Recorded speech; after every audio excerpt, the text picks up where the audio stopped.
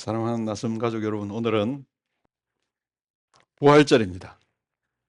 만약 그리스도의 부활이 없으면 저는 목사 때려쳐야 됩니다. 뭐 할 이유가 없습니다. 다른 데 가서 일하면 되고, 만약 부활이 없다면 우리가 여기 모일 이유도 없습니다.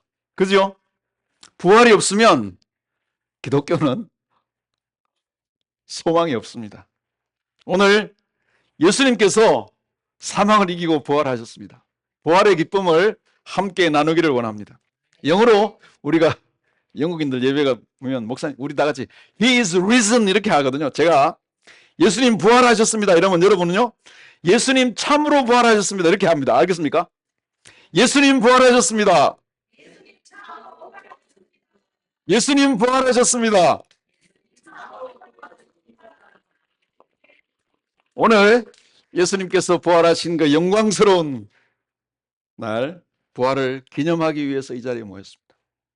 여러분들 원래 그 안식일은 토요일이죠. 왜 안식일이 이렇게 주일로 넘어갑니까? 주님께서 부활하신 날이 오늘이잖아요.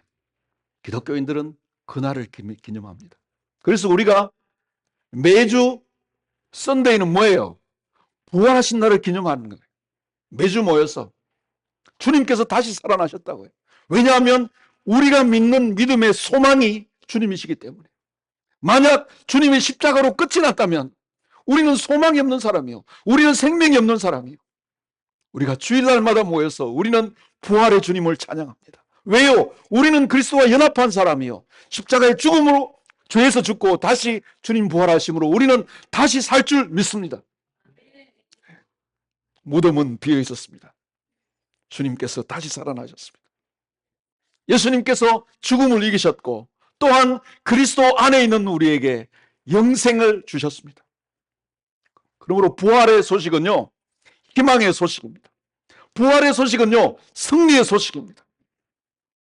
예수님의 부활은 사망과 죄의 권세가 깨어졌다는 말씀입니다. 그리고 그리스도를 믿는 자마다 누구든지 영원한 생명을 누린다는 보증입니다. 할렐루야, 예수님께서 부활하셨습니다. 아니, 그러면 예수님 참으로 부활하셨습니다. 예수님 부활하셨습니다. 아멘. 미국의 마이크 타이슨이라고 아세요? 누구죠? 권투 선수잖아요. 이렇게 말씀. 사람은 누구나 다 계획이 있다. 그런데 입에 한 대 처맞기 전까지는. 여러분 저나 다 삶에 계획이 있습니다. 그죠? 생각이 있고 계획이 있잖아요. 이렇게 살아보겠다고. 그런데 갑자기 한 대를 맞을 때가 있습니다. 고난을 당하고 실망이 있고요. 어두운 그림자가 막 찾아오잖아요. 그러면 우리가 세웠던 계획들이요. 다 그냥 한순간에 기초가 흔들릴 때가 있습니다. 그때 생각합니다. 나는 도대체 뭘 붙들고 살았는가? 나는 뭘 왜 살고 있는가? 여러분, 오늘 마리아가 그런 자리에 서 있습니다. 마리아는요, 예수님께 소망을 두었던 여인입니다. 예수님은 마리아에게 단순한 선생님이 아니었습니다. 예수님은 마리아에게 하나님의 아들이었고요. 구원자였고요. 인생의 모든 문제에 대한 해답과 소망이 예수님이었습니다. 마리아는 예수님을 믿었습니다. 인생의 소망을 예수님께 두었다고요. 그런데 예수님께서 십자가에서 아무런 힘도 못 쓰고 처참하게 처형당하셨습니다. 그것도 죄인으로 조롱받으면서. 그리고 차가운 무덤에 묻히셨습니다. 여러분, 마리아의 마음이 어떻겠습니까? 예수님이 차가운 무덤에 묻힘과 함께 마리아의 모든 희망과 소망과 인생의 기초도 다 그냥 무너져 버렸습니다. 그리고 마리아는 안식 후 첫날, 오늘이죠? 부활절, 아직 어두울 때에 무덤으로 갔습니다. 그런데 놀라운 일이 일어났습니다. 무덤을 가리고 있던 돌이 있잖아요. 굴려진 거예요. 그리고 무덤에는 예수님의 시신이 없었습니다. 마리아는 더 슬펐습니다. 여기 보면 누가 예수님의 시신까지 가져갔다고 생각한 거죠. 여기 보면 무덤 밖에서 마리아가 울고 있습니다. 그런데 예수님께서 나타나셨습니다. 예수님께서 마리아에게 이렇게 말씀하십니다.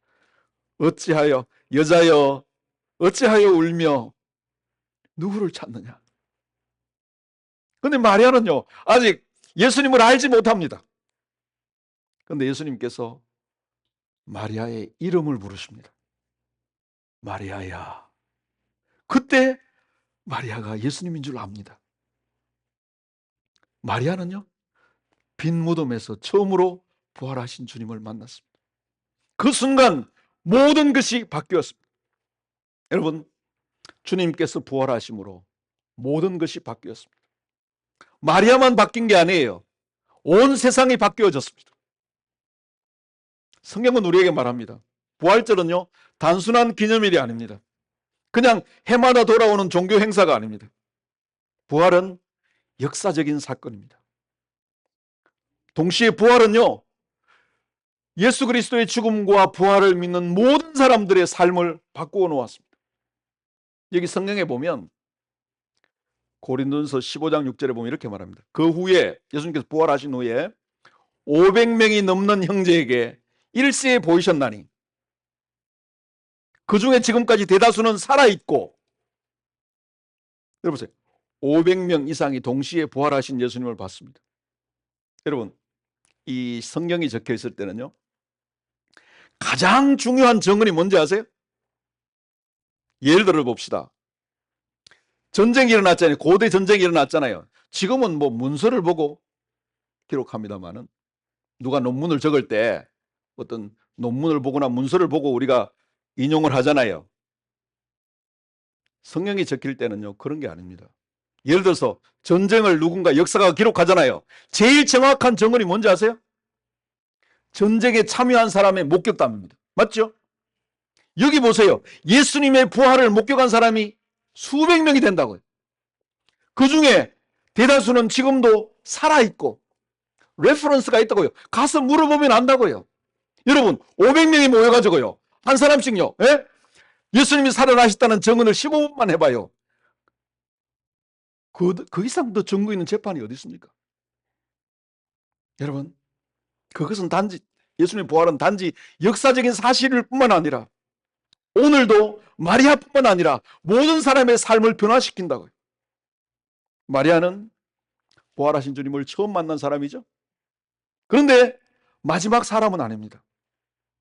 오늘 저와 여러분들은 또한 부활하신 주님을 경험할 수 있다고요.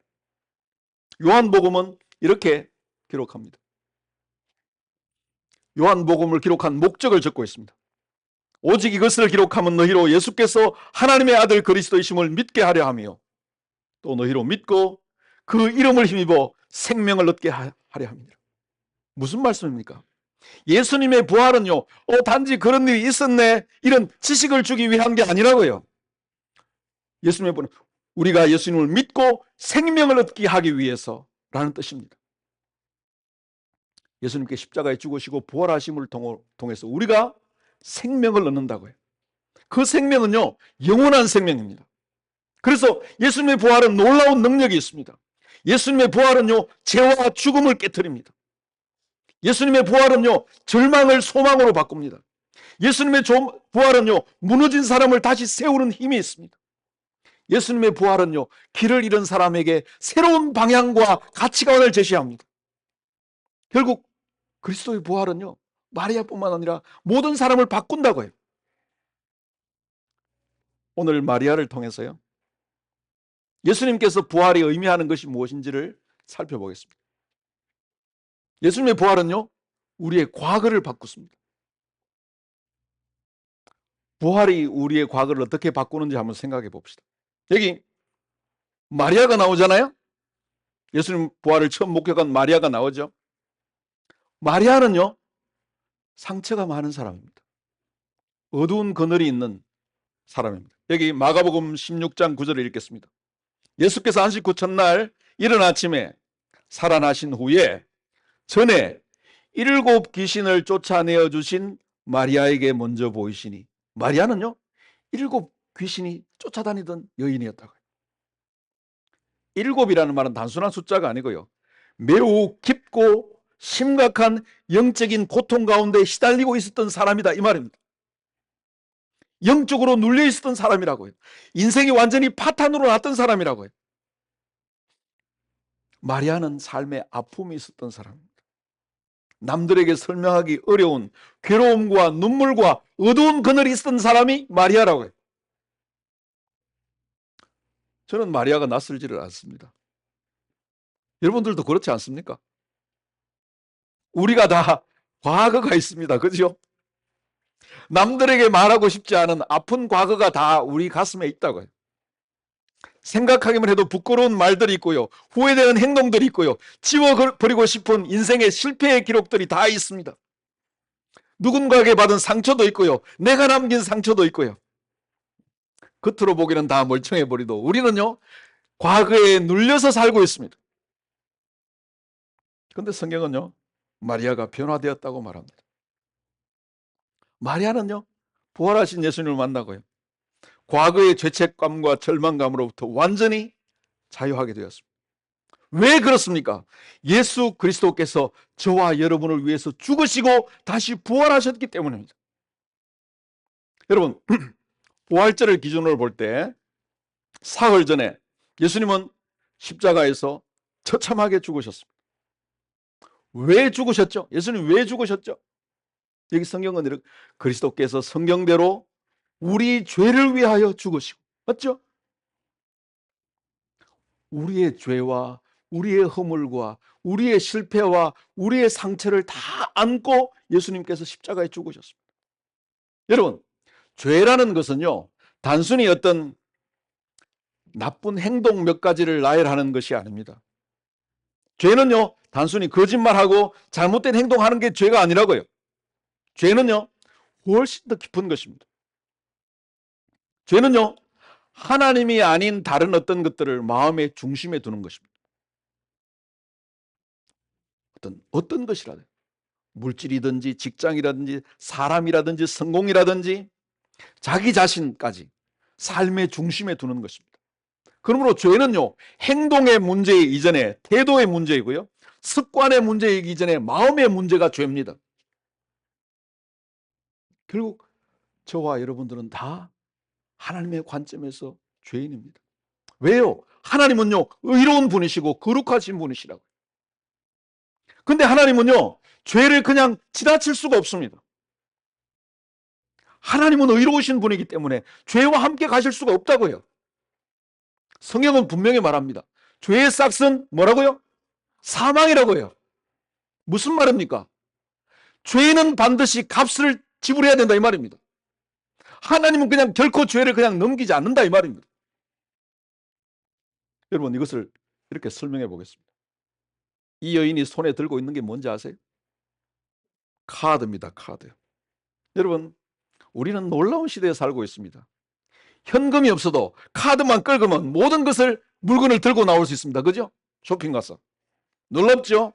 겉으로 보기에는요, 돈을 안 내고 그냥 가져오는 것처럼 보입니다. 그런데 실제로는 공짜가 아니죠? 나중에는 다 명세서가 날라옵니다. 그죠? 이 카드는 마법이 아니라고요. 반드시 나중에 청구서가 오는 대가를 지불해야 된다고요. 그죠?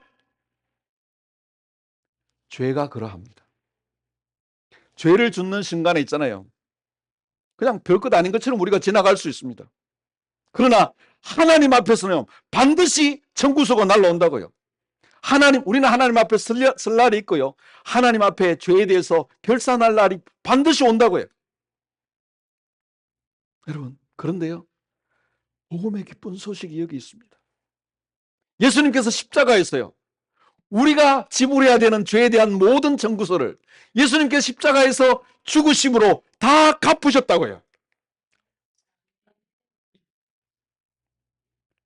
십자가의 죽으심은, 그래서 우리는 대속의 죽음이라고 합니다. 그죠? substitution을 대했더라고. substitute가 뭐죠?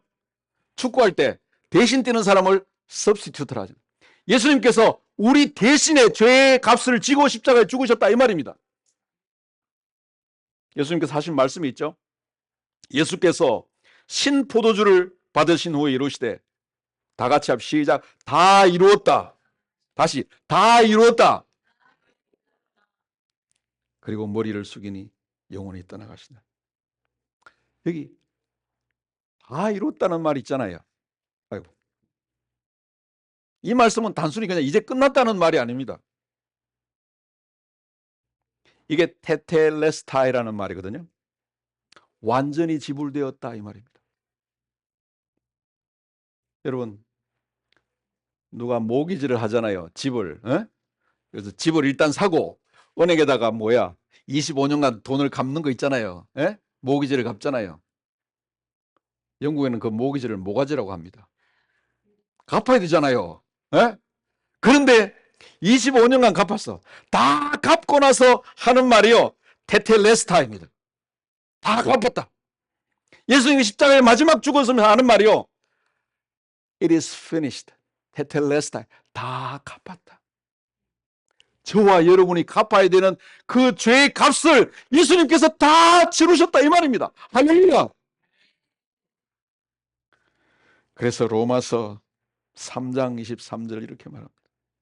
모든 사람이 죄를 범하였음에 하나님의 영광에 이르지 못하더니 그리스도 안에 있는 속량으로 말미암아. 속량은요, 값을 지불하고 풀어주는 걸 말합니다. 그리스도 안에 있는 속량으로 말미암아 하나님의 은혜로 값 없이 의롭다 하심을 얻은 자가 되었느니라. 여러분, 여기서 값 없이라는 말이 있죠, 그죠? 구원은 무료입니다, 그죠? 누구든지 예수 그리스도를 믿는 사람은 값 없이 무상으로 구원을 얻습니다. 그러나 예수님께서는 대가를 치르셨다, 그죠? 하나님의 입장에는 누구의 대가를 치르죠? 가장 아끼는 하나님의 아들 예수 그리스도가 생명을 내리는 대가를 치르셨습니다. 그러므로 우리에게 자유가 주어졌다고요. 여러분, 예수님께 십자가에 죽으시고 그게 끝이었다면, 우리가 정말 주님께서 죄값을 치르신 것을, 우리의 구원이 확실한 걸 어떻게 알 수 있겠냐고요. 그래서 예수님께서는 십자가에서 다시 부활하셨습니다. 이거는 예수님의 희생이, 예수님의 죽음이 결코 실패하지 않았다는 증거입니다. 부활은요, 예수님의 값이 완전히 지불되었다는 하나님의 영수증이 부활입니다. 부활은 실제로 죄와 죽음의 권세가 깨어졌다는 선언입니다. 그러므로 부활은 우리에게, 부활을 믿는 것은요, 우리에게 이렇게 말하는 거예요. 저와 여러분은 스스로 노력해서 죄의 값을 갚으려고 애쓰지 않아도 됩니다. 맞습니까? 왜요? 예수님께서 다 갚으셨다고요. 우리가 해야 될 일은 뭐요? 그리스도를 믿는 것이요. 교회에 오면서 여전히요, 죄책감을 가지고 있는 분들이 있습니다. 내가 더 잘해야 돼, 뭔가 해서 더 잘 갚아야지, 이렇게 생각하는 분들이 있습니다. 예수님께서 부활하셔서 마리아에게 이렇게 말씀하지 않으셨습니다. 가서 내 죄를 스스로 갚아라. 그거는 복음이 아닙니다. 복음은 이것입니다. 예수님께서 십자가에서 이미 그 값을 지불하셨습니다. 십자가는요, 우리의 죄가 얼마나 심각한지를 보여줍니다. 그래서 하나님의 아들이 저주의 죽음을 죽으셔야 됐습니다. 십자가는요, 죄의 심각성을 보여줍니다. 또한 십자가는요, 하나님의 사랑이 얼마나 큰 것을 보여줍니다. 하나님의 사랑이 이겼습니까? 죄가 이겼습니까? 그리스도의 부활은 하나님의 사랑이 이겼다는 것을 보여줍니다. 부활은 그래서 우리의 과거를 바꿉니다. 우리는 우리의 죄와 우리의 상처와 우리의 허물은, 우리의 죄책감은 우리는 해방되었다고요. 더 이상 과거가 우리를 컨트롤하지 못합니다. 아멘. 왜요? 예수께서 십자가에 죽으시고 부활하셨기 때문입니다. 그것이 마리아가 경험했던 부활의 경험입니다. 부활은 우리의 과거를 바꾸고, 둘째, 부활은요, 우리의 과거만 바꾼 게 아니고요, 우리의 현재도 바꿨습니다. 무슨 말인가 하면, 부활하신 주님은요, 우리에게 새로운 정체성을 부여합니다.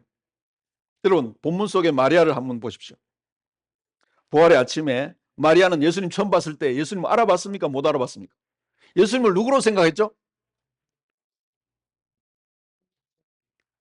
정원지기로 예수님 생각했단 말이에요. 그죠? 아직 어두웠기 때문이기도 하고 마리아의 눈도, 영적인 눈도 어두웠습니다. 슬픔에 잠겨 있었고 절망 속에 있었고 예수님이 계시는데요, 예수님을 보지 못했다고요. 여러분, 우리도 이렇지 않습니까? 우리가 인생을 살아가면서 많은 어려움들이 있습니다. 그죠? 그 슬픔에 눌려가지고 부활하신 주님은 앞에 계셔 보지를 못해요. 마음은 늘 그냥 근심에 눌려 살아. 여러분, 교회 다녀도 아직 부활하신 주님을 만나지 못한 분들이 있습니다. 이렇게 생각합니다. 나는 예수님 믿어도 뭐 그렇게 달라지는 게 없는 것 같아. 예수님 믿어도 별 도움이 안 되는 것 같아. 그런데 사랑하는 여러분, 이것은요, 부활하신 예수님이 안 계신 게 아니고요, 우리가 아직 주님을 바로 보지 못했기 때문입니다. 그런 놀라운 것은요, 마리아는 예수님을 바로 보지 못했죠. 그러나 예수님은 마리아를 보고 계셨죠. 그죠? 부활의 주님은요, 항상 우리를 따라오십니다. 부활의 주님은요, 쟤들이 문을 닫고 있었잖아. 예수님이 따라오셔. 부활의 주님 우리를 찾아오신다니까요. 여러분, 부활의 주님께서 16절에 마리아에게 이렇게 말씀하십니다. 한마디 간단합니다. 마리아야. 따라합시다. 마리아야. 얼마나 놀라운 말입니까? 여러분, 이 한마디에 모든 것이 담겨 있습니다. 나는 너를 안다, 마리아야. 나는 너를 보고 있다, 마리아야. 마리아야, 나는 너를 잊지 않고 있어. 너는 나에게 정말 특별해, 이 말입니다. 마리아야. 이름을 불러주면요, 그 사람의 삶은 의미가 있어지잖아요. 그렇잖아요. 그 순간 마리아가 부활하신 주님을 알아본다고요. 그리고 마리아의 생각이, 마리아의 삶이 바뀌어진다고요. 요한복음 20장에서요, 부활하신 예수님 어떤 분인가 하면요, 한 사람에게 다가가서 이름을 부르시는 하나님. 그리고 예수님께서 17절에 이렇게 말씀하십니다. 17절 한번 보시겠습니까? 나는 내 아버지 곧 너희 아버지께로 올라간다. 그러니까 나는 너희 아버지께로 올라간다. 여러분, 예수님께서 보세요. 마리아에게 하나님을 뭐라고 그러죠? 너의 아버지라고 하시죠. 그죠? 맞습니까? 이것은 부활하신 주님께서 단순한 정보를 전달하는 게 아닙니다. 마리아야, 너는 이제 그냥 과거의 너가 아니고 하나님의 자녀야. 마리아야, 너는 하나님의 사랑받는 딸이야. 마리아야, 하나님께서 너를 얼마나 귀하게 여기시는 줄 알아, 이 말입니다. 맞죠? 마리아는 이제 새로운 정체성을 가지게 됩니다. 하나님의 자녀가 되었다고요. 하나님의 품 안으로 들어왔다고요. 이제 나는 버려진 사람이 아니에요. 나는 이제 가치 있는 사람이 되었다고요. 하나님의 자녀가 되었다고요. 부활하신 주님께서 그것을 가르쳐 주시는 겁니다. 우리의 새로운 정체성을 주신다고요. 너는 그냥 의미 있는 삶을 사는 게 아니라고요.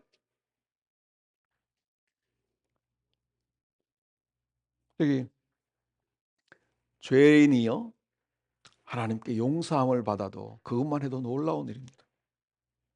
그런데 예수님은요, 단지 하나님 우리의 죄를 정죄하지 않는 것뿐만 아니라 우리를 하나님의 가족으로, 하나님의 자녀로 받아들이십니다. 베드로전서 3장 18절 말씀입니다. 그리스도께서 단번에 죄를 위하여 죽으사 의인으로서 불의한 자를 대신하셨으니 이는 우리를 하나님 앞으로 인도하려 하심이라. 여러분, 예수님의 십자가의 죽음과 부활은요, 단지 한 사람의 죄를 사하는 것으로 끝나지 않습니다. 하나님 앞으로 인도하신다고요. 부활하신 주 우리를 하나님께 가까이 데리고 갑니다. 하나님과 가장 가까운 사랑하는 자녀로 데리고 가신다고요. 그러므로 부활절의 메시지는 이겁니다. 내가 노력해서 괜찮은 사람이 되어야 됐다가 아니고요. 내가 노력해서 하나님 앞에 나를 증명해야 되겠다가 아니고요. 부활하신 주님께서 우리에게 주신 메시지는 이겁니다. 우리가 예수님을 붙드는 게 아니고요, 예수님께서 우리를 붙드는 것입니다. 우리가 예수님을 찾아가는 게 아니고요, 예수님께서 우리를 찾아오시는 겁니다. 우리가 하나님께 올라가는 게 아니고요, 예수님께서 우리를 하나님께로 올리신다고요. 여러분, 저와 여러분은 다 인생에 어떤 갈망이 있습니다. 그죠? 사랑받고 싶은 갈망이 있습니다. 인정받고 싶은 갈망이 있습니다. 소속되고 싶은 갈망이 있습니다. 그래서 우리는 끊임없이 노력하고 애쓰고 나를 증명하려고 한다고요. 누군가가 나를 사랑해주면 내가 괜찮은 사람이라고 그렇게 생각합니다. 누군가가 나를 인정해주면 내가 가치 있는 존재라고 생각한다고요. 뭐예요? 결국 이런 것들이 나의 정체성의 기초가 된다고 생각합니다. 그러나 하나님은 다르다고요. 하나님은요, 우리를요, 여러분의 자녀들을요, 뭘 해야지 자녀로 받아줍니까? 그렇지 않아요. 우리는 무엇을 해서 하나님이 우리의 아버지가 되시는 게 아니라고요. 우리는 뭘 제대로 하지 못해도 하나님은 저와 여러분들을 여전히 사랑하십니다. 왜요? 우리는 하나님의 사랑받는 자녀라고요. 하나님은 우리의 생각을 다 알고 계십니다. 우리가 한 일도 알고 계시고 우리의 죄도 아시고 우리의 상처와 두려움 모든 것들을 아십니다. 그런데도 하나님은 여전히 저와 여러분들을 사랑하십니다. 왜요? 저는 예수 그리스도를 믿음으로 하나님의 자녀가 되었기 때문입니다. 이것이 부활하신 예수님께서 우리에게 주시는 새로운 정체성입니다. 우리가 부활하신 주님께서 내 이름을 불러주신다는 것을 안다면, 내가 뭐를 잘해서 하나님 앞에 인정받는 것이 아닌 것을 알게 된다면, 단지 예수 그리스도를 믿음으로 하나님 앞에 존귀한 자녀인 것을 알게 된다면, 죽음조차도 하나님이 우리를 사랑하시는 그 사랑에서 끊을 수 없는 것을 안다면 우리는 비로소 새로운 사람이 됩니다. 부활은요, 그러니까 우리의 과거를 바꾸는 것일 뿐만 아니라 이전에 내가 붙들고 있었던 것들 있잖아요. 이것을 이름으로 나의 정체성이 이루어진다는 것들 있잖아요. 사람들의 평가, 인정, 성취, 성공, 이 모든 것들이 더 이상 나를 지배하지 못하게 합니다. 왜요? 나는 예수 그리스도 안에서 나의 행함이 아니고 믿음으로 하나님의 자녀가 되었기 때문입니다. 여러분, 마리아가 예수님 못 알아봤을 때도 예수님 여전히 그 자리에 계셨잖아요. 그렇잖아요. 우리도 마찬가지입니다. 때로는 우리가 주님을 알아보지 못할 때도 있잖아요. 우리가 근심에 눌려가지고 그렇잖아요. 그때도 주님은 우리를 보고 계십니다. 때로는 짐이 너무 지고 지르고가 많아서 그냥 주님의 이름도 부르지 못할 때도 있잖아요. 그때도 예수님은, 부활의 주님은 우리에게 가까우셔서 우리의 이름을 불러주신다고요. 사랑하는 딸아, 사랑하는 아들아. 우리가 붙들어야 될 것은요, 바로 예수님입니다.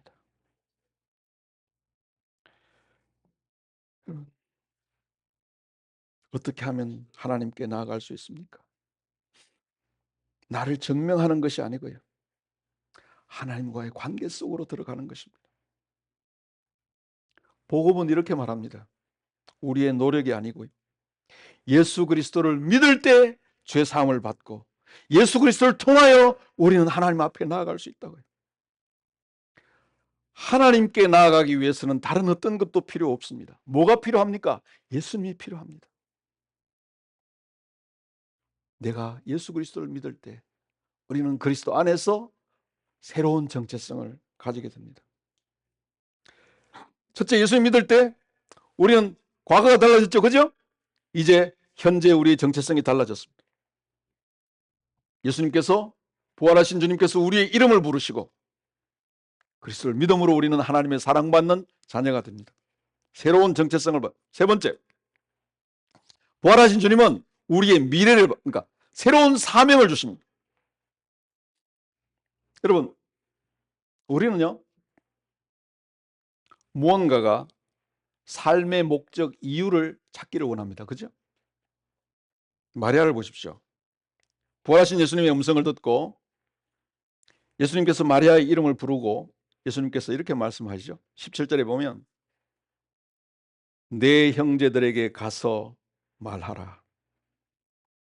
예수님은요, 단지 나를 보았느니라, 기뻐하라 이렇게 멈추지 않고요, 내 형제에게 가라 이렇게 말씀하십니다. 무슨 말이죠? 부활하신 주님은요, 저와 여러분들에게 사명을 주십니다. 그죠? 고, 내 형제들에게 가라. 이제 이 소식을 들고 가야 된다 이 말입니다. 내가 십자가에서 죽고 다시 부활했다는 이 기쁜 소식을 들고 전하라 이 말입니다. 부활의 소식은요, 단지 우리를 감격하게 만드는 소식일 뿐만 아니라요, 우리의 발걸음을 움직이게 하는 소식입니다. 부활을 믿는 사람들은요, 우리의 내일을 보는 방식이 달라집니다. 왜냐하면 예수님과 연결된 사람은, 예수님을 믿는 사람은 죽음이 마지막이라고 생각하지 않는 인생관을 가지고 살아갑니다. 여러분, 예수님은 우리에게 죽음의 두려움을 깨트리는 새로운 소망을 주십니다.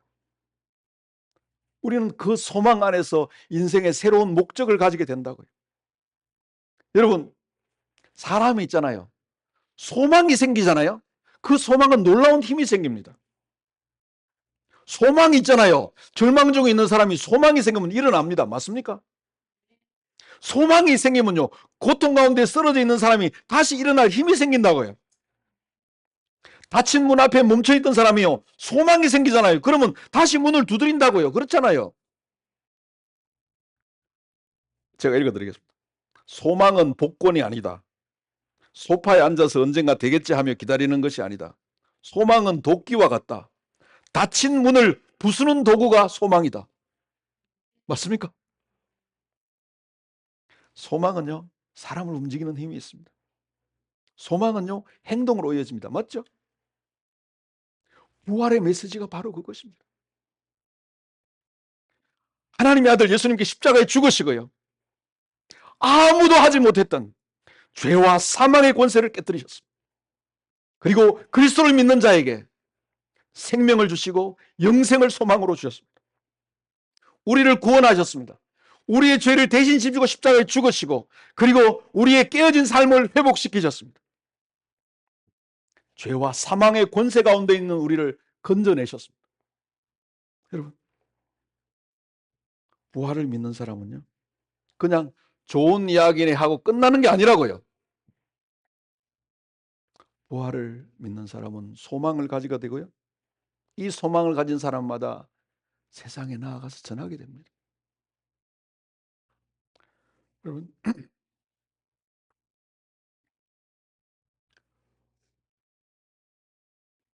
부활절은요, 이런 의미를 가지고 있습니다. 부활절은 내가 무엇을 할 수 있는가에 대한 이야기가 아니고요, 하나님께서 무엇을 하셨느냐에 관한 이야기입니다. 부활절에 부르심은요, 네가 더 괜찮은 사람이 돼야지라는 부르심이 아닙니다. 부활절에 부르심은 이것입니다. 너를 자유하기 위해서 십자가에 죽으시고 살아나신 예수님께 너 자신을 맡기라 하는 말입니다. 이것이 부활절입니다. 부활절은요, 내가 얼마나 대단한가 이야기가 아니고요, 내가 얼마나 사랑받고 있는 자녀인가 하는 이야기입니다. 십자가와 빈 무덤의 메시지가 분명히 있습니다. 예수님은 죄와 죽음을 이기심으로 우리의 수치와 죄책감과 공허함과 삶의 의미 없음을 제거하십니다. 그리고 예수님은요, 새로운 의미를 주십니다. 예수님은요, 부활을 믿는 사람은요, 새로운 시작을 주십니다. 아멘 하십시다. 예수님을 믿는 사람, 부활은 새로운 마음을 주십니다. 새로운 정체성을 주십니다. 새로운 생각을 주십니다. 새로운 힘을 주십니다. 새로운 사명을 주십니다. 새로운 목적을 주십니다. 새로운 능력을 주십니다. 새로운 소망을 주십니다. 새로운 기쁨을 주십니다. 새로운 평안을 주십니다. 영원한 삶을 주십니다. 그래서 성경은 담대하게 이렇게 말합니다. 같이 읽겠습니다. 시작. 그런즉 누구든지 그리스도 예수 안에 있으면 새로운 피조물이라. 이전 것은 지나갔으니 보라 새 것이 되었도다. 여러분, 이 예수님을 믿는 여러분들에게 이 부활절은 다시 여러분들을 부르고 있습니다. 주님과의 관계를 새롭게 하라고요. 나는요, 예수 그리스도를 믿음으로 하나님께서 여러분들을 이미 받아주셨다고요. 하나님의 자녀로 믿으시기 바랍니다. 그리고 우리는요, 하나님의 사랑을 얻기 위해서 애쓰는 삶이 아니고요, 이미 하나님께서 십자가의 죽음과 부활로 주어주신 그 은혜를 누리며 사는 사람이 되어야 됩니다. 우리는 그리스도와 함께 살아난 사람입니다. 그리고 그리스도와 함께 살아갈 사람들입니다. 여러분, 이 부활의 메시지가 여러분의 삶에 놀라운 동력이 되기를 주님의 이름으로 축복합니다. 오늘 오신 아버지 하나님,